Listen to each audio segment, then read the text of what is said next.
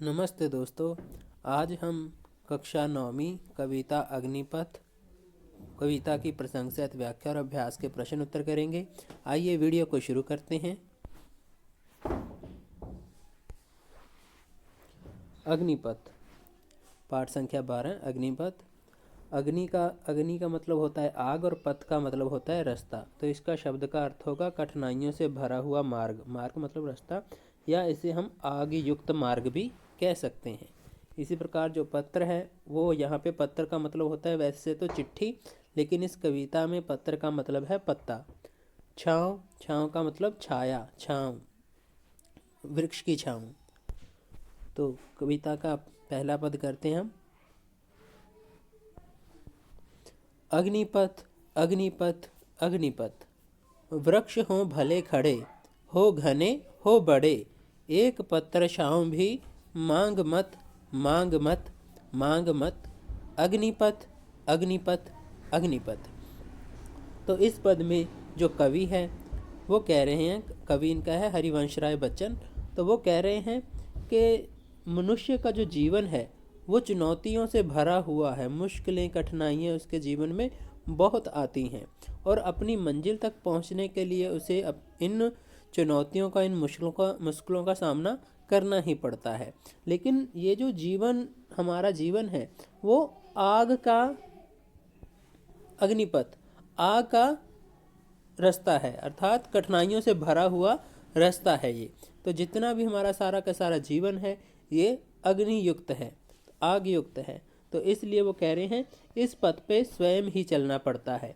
और कहते हैं कि ये जो जीवन है, वृक्ष हो भले खड़े, हो घने हो बड़े, कि ये जो जीवन है हमारा, इसमें हमें मदद करने के लिए बहुत सारे हाथ मिलेंगे, बहुत सारे लोग मिलेंगे जो हमारी सहायता करने के लिए तैयार रहेंगे। जिस प्रकार की हमें सहायता की आवश्यकता है उस प्रकार की सहायता देने के लिए हमें तैयार मिलेंगे रास्ते में। लेकिन वो कहते हैं कि अगर अपनी मंजिल पर पहुंचना है, तो अपनी मंजिल को सर करना है, तो इनमें से जितने भी आपको मदद करें उनमें से एक पत्ता छाँव भी मांग मत, अर्थात थोड़ी सी भी मदद मांगने की जरूरत ना पड़े।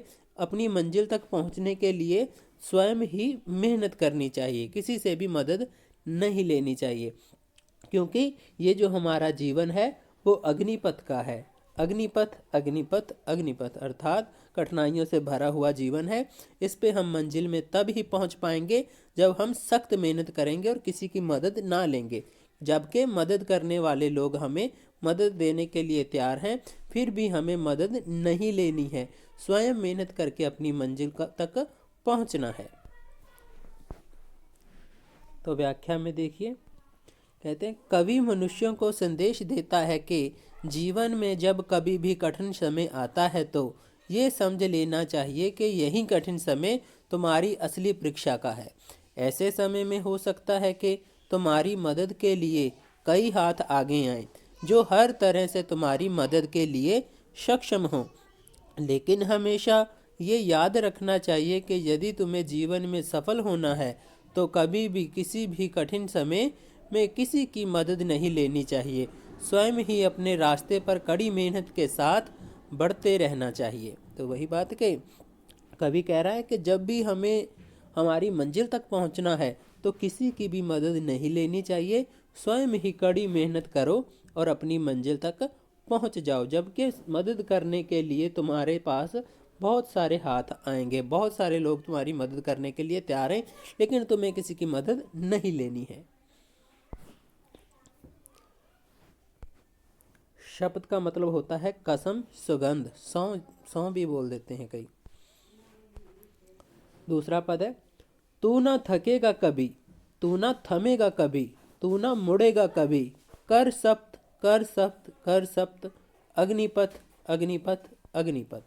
तो इस पद में कवि जो अपनी मंजिल तक पहुंचने वाले हैं लोग हैं, कड़ी मेहनत करने वाले हैं, वो उनको कह रहा है कि वो अपने आप से सप्त कर लें, सौगंध खा लें कि वो अपनी मंजिल तक पहुंचे बिना कभी भी रास्ते में थकेगा नहीं और कभी भी रुकेगा भी नहीं। तो वो लगातार निरंतर अपनी मंजिल की ओर बढ़ता जाएगा और कभी थकान महसूस नहीं करेगा। और कभी भी ये हृदय में नहीं सोचेगा मुड़ने का जो भाव है, अर्थात वापस चलें या वापस आ जाना, ऐसी सोच अपने दिल में, अपने दिमाग में आने ही नहीं देनी है। ये 3 चीज़ों की शब्द लेनी है उसने स्वयं से, कर सप्त और कर सप्त। अग्निपथ अग्निपथ अग्निपथ, ये शब्द इसलिए करनी है क्योंकि ये जो जीवन है हमारा वो चुनौतीपूर्ण जीवन है, आग युक्त रास्ता है हमारे जीवन का। तो इसलिए हमें अपने आप से मेहनत करनी, शब्द लेनी पड़ेगी। और क्योंकि ना तो हम कभी थकेंगे, ना कभी रुकेंगे और ना ही कभी मुड़ेंगे। ये शब्द अपने आप से लेकर अपनी मंजिल की ओर बढ़ना है।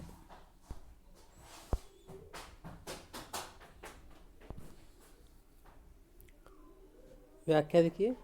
कवि मनुष्यों को समझाते हुए कहता है कि जब जीवन सफल होने के लिए कठिन रास्ते पर चलने का फैसला कर लो तो मनुष्य को एक प्रतिज्ञा करनी चाहिए कि चाहे मंजिल तक पहुंचाने के रास्ते में कितनी भी मुश्किलें क्यों ना आए, मनुष्य को कभी भी मेहनत करने से थकेगा नहीं, कभी रुकेगा नहीं और ना ही कभी पीछे मुड़कर देखेगा।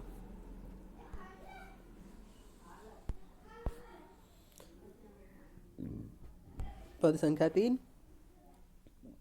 अश्रु, आंसू कहते हैं आंसुओं को, आंखों में से अश्रु आंसू बहते हैं। स्वेद कहते हैं पसीने को।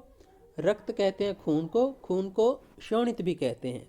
लथपथ मतलब सना हुआ, भीगा हुआ भी बोल देते हैं, भीगा हुआ।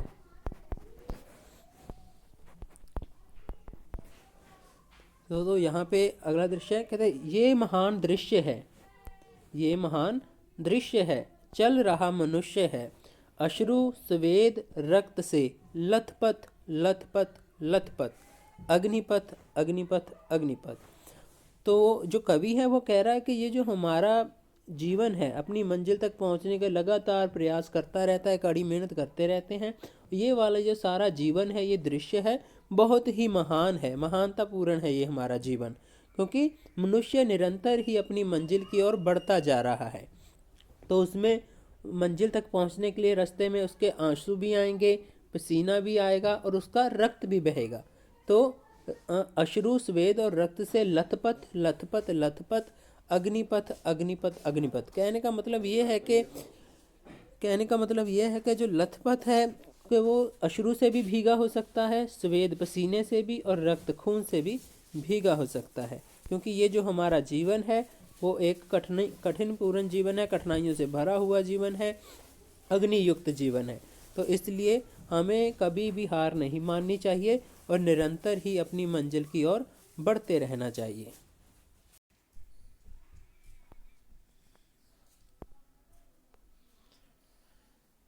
तो कवि मनुष्य को संदेश देते हुए कहता है कि जब कोई मनुष्य किसी कठिन रास्ते से होते हुए अपनी मंजिल की ओर आगे बढ़ता है तो उसका वह संघर्ष देखने योग्य होता है, अर्थात दूसरों के लिए प्रेरणादायक होता है।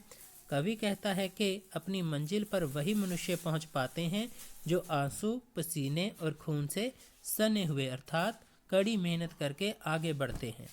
तो यहीं पे कवि संदेश दे रहा है इस पद में कि जो मनुष्य अपने मंजिल की ओर आगे बढ़ते जाते हैं तो उन्हें अपने आंसुओं से, पसीने से और खून से भीगना पड़ता है और कड़ी मेहनत के द्वारा ही अपनी मंजिल तक पहुंच सकते हैं। अब अभ्यास के कुछ प्रश्न उत्तर हैं वो करेंगे। निम्नलिखित प्रश्नों के उत्तर दीजिए। प्रश्न संख्या 1 है, कवि ने अग्निपथ किसके प्रतीक स्वरूप प्रयोग किया है? तो उत्तर है, जीवन में जब कठिनाई का दौर चलता है तभी किसी की असली परीक्षा होती है। ऐसे ही दौर को कवि ने अग्निपथ के रूप में देखा है। अग्निपथ, जब भी कोई कठिन समय आ जाता है हमारे जीवन में तो हमें वो उस कठिन समय में घबराना नहीं चाहिए, अपनी मंजिल से मुड़ना नहीं चाहिए। तो इसलिए वो कह रहे हैं कि ये जो कठिन समय हमारे जीवन में आता है तो वही हमारी असली परीक्षा होती है।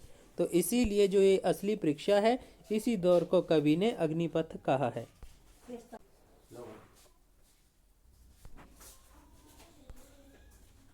प्रश्न संख्या 2, मांग मत, कर शब्द, लथपथ, इन शब्दों का बार बार प्रयोग कर कवि क्या कहना चाहता है? कि जैसे आपने देखा होगा कविता में कि लथपथ लथपथ लथपथ मांगमत 3 बार ये शब्द दिए गए हैं। तो इसलिए वो कह रहे हैं इन शब्दों का बार बार प्रयोग कर कवि क्या कहना चाहता है। तो मांगमत, कर शब्द, लथपथ, इन शब्दों का बार बार प्रयोग करके कवि कई ऐसी भावनाओं को उजागर करता है जो मंजिल को हासिल करने के लिए जरूरी होती हैं। दृढ़ इच्छा शक्ति और लाख गिरने के बावजूद किसी से मदद की गुहार ना करना ही ऐसे समय में सफलता की कुंजी होती है। तो ये जो शब्दों का उन कवि ने बार बार प्रयोग किया है, तो ऐसी भावनाओं को उजागर करना है कि वो ना तो किसी से मदद मांगे और अपने आप से शब्द करे, और भले ही उसको कितनी मर्जी कठिनाई आए, खून से, रक्त से या अश्रु से वो भीग जाए, इसके बिना भी तो उसे अपनी मंजिल के रास्ते से भटकना नहीं चाहिए। तो ये सफलता की कुंजी है। प्रश्न संख्या 3, एक पत्र छाँव भी मांग मत, इन पंक्ति का आशय स्पष्ट करें। उत्तर है, हो सकता है कि कठिन दौर में आपकी मदद के लिए कई लोग आगे आएं जो हर तरह से आपकी मदद के लिए सक्षम हो, लेकिन हमेशा ये याद रखना चाहिए कि यदि आपको जीवन में सफल होना है तो कभी भी किसी भी समय में किसी की मदद नहीं लेनी चाहिए। स्वयं ही अपने रास्ते पर कड़ी मेहनत के साथ बढ़ते रहना चाहिए। तो जैसे कि एक पत्र छाँव भी मांग मत, हमारा जीवन है जो चुनौतीपूर्ण जीवन है, जो हमारे जीवन का रास्ता है वो आग युक्त है। तो इसमें हमें काफ़ी मुश्किलें आएंगी, कठिनाइयाँ आएंगी, चुनौतियाँ आएंगी, जिसके कारण हमें रुकना नहीं है। जबकि हमारे इस मार्ग में चुनौतियों के साथ साथ हमारी सहायता करने के लिए, हमारी मदद करने के लिए कई लोग भी आगे आएंगे, कई लोग हमारे और हाथ बढ़ाएंगे। ठीक है, तो हाथ बढ़ाएंगे, मदद भी करेंगे और वो दिल से करेंगे, लेकिन हमने उस मदद को नहीं लेना है, उसे नहीं करना है, क्योंकि हम अपनी ही मदद से, अपनी ही मेहनत से स्वयं ही जो भी करेंगे स्वयं ही करेंगे। एक मिनट। तो हम अपनी ही मदद के साथ ही अपनी मंजिल तक पहुंचेंगे, अपनी ही मंजिल अपने आप अपनी हिम्मत से सर करेंगे, अपनी ताकत के साथ ही अपनी मंजिल पाएंगे। वो कह रहे हैं कि इस रास्ते में जितने भी आपको मदद करने के लिए लोग आए, उनसे क्षण भर छोटी सी, थोड़ी छोटी या थोड़ी जितनी भी मदद वो कर लेनी है तो वो बिल्कुल ही नहीं लेनी है। यहाँ तक के थोड़ी भी मदद नहीं लेनी है, ज़्यादा भी नहीं लेनी, तो लेनी ही नहीं, मना ही कर देना है अगर आप अपनी मंजिल तक स्वयं पहुँचना चाहते हो। तो निम्नलिखित का भाव से स्पष्ट करें। प्रश्न संख्या 1, तू न थमेगा कभी, तू न मुड़ेगा कभी। तो ये जो पंक्ति है इसका आशय स्पष्ट करना है, भाव बताना है। तो उत्तर है, कठिन रास्ते पर चलना हो तो मनुष्य को एक प्रतिज्ञा करनी चाहिए, वह कभी नहीं थकेगा, कभी नहीं रुकेगा और कभी पीछे नहीं मुड़ेगा।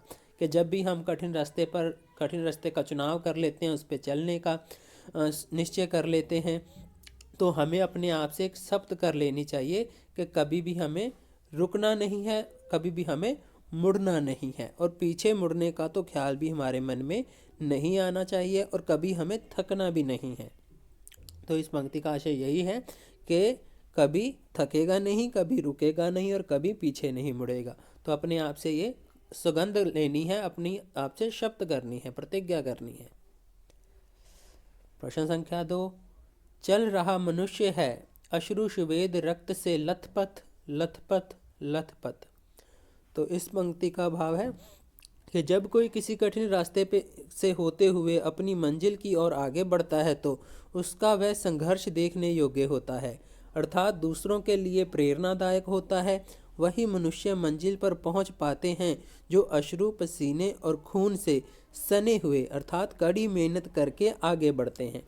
तो जब भी कोई कठिन रास्ते पे चलता है, अपनी मंजिल की ओर बढ़ता है, तो वो लोगों के लिए एक प्रेरणा बन जाता है, लोगों के लिए एक आइडल बन जाता है, और लोग उसको फॉलो करते हैं, उसका पीछा करते हैं कि उसके अनुसार ही अपना जीवन जीना चाहते हैं। और ये वही मनुष्य होगा जो अपने मंजिल की ओर बढ़ते बढ़ते कड़ी मेहनत करे और अपनी मंजिल को पा सके। रास्ते में वो आंसू से भी भीगा हो सकता है, खून से भी और पसीने से भी। तो इसलिए वो कह रहे हैं कि कड़ी मेहनत करके ही आगे बढ़ना चाहिए। प्रश्न संख्या 3, इस कविता का मूल भाव क्या है, स्पष्ट कीजिए। उत्तर है, इस कविता का मूल भाव ये है कि जब कठिन दौर आता है तभी मनुष्य की असली परीक्षा होती है। ऐसे में उसे किसी से मदद नहीं मांगनी चाहिए। ऐसे समय में उसे ना तो थकना चाहिए, ना ही रुकना चाहिए और ना ही पीछे मुड़ना चाहिए। इस प्रयास में हो सकता है कि मनुष्य अपने खून पसीने से नहा जाए, लेकिन उसकी दृढ़ इच्छा शक्ति ही उसको उसकी मंजिल तक पहुंचा सकती है। तो इस कविता का मूल भाव यही है कि ये जो कविता है इसमें कवि ने मनुष्य को एक कठिन रास्ते पर कठिनाइयाँ चुनौतियाँ जो उसके जीवन में आती हैं तो उसके बारे में बताया है कि वो उसकी असली परीक्षा होती है। इस परीक्षा में उसे पास होना है, तो इतनी मदद किसी की भी मदद नहीं लेनी है और ना ही इस रास्ते में ना तो थकना है, ना रुकना है और ना ही मुड़ना है। तो इस प्रयास में उसे चाहे रास्ते में कितनी भी कठिनाइयाँ आए, उसके आंसू आए, उसका पसीना बह जाए, उसका खून बह जाए, लेकिन उसे ना तो रुकना है ना ही थकना है, निरंतर आगे ही बढ़ते जाना है। उसकी इसी इच्छा शक्ति से ही उसको अपनी मंजिल तक पहुंचा जा सकता है, उसकी मंजिल मिल सकती है।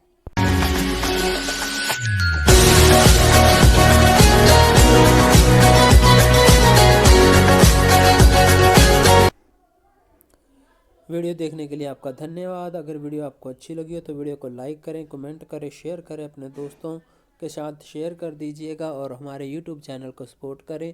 हमारे यूट्यूब चैनल का नाम है हिंदी विद राधे श्याम, तो हमारे यूट्यूब चैनल को सब्सक्राइब करना ना भूलिएगा।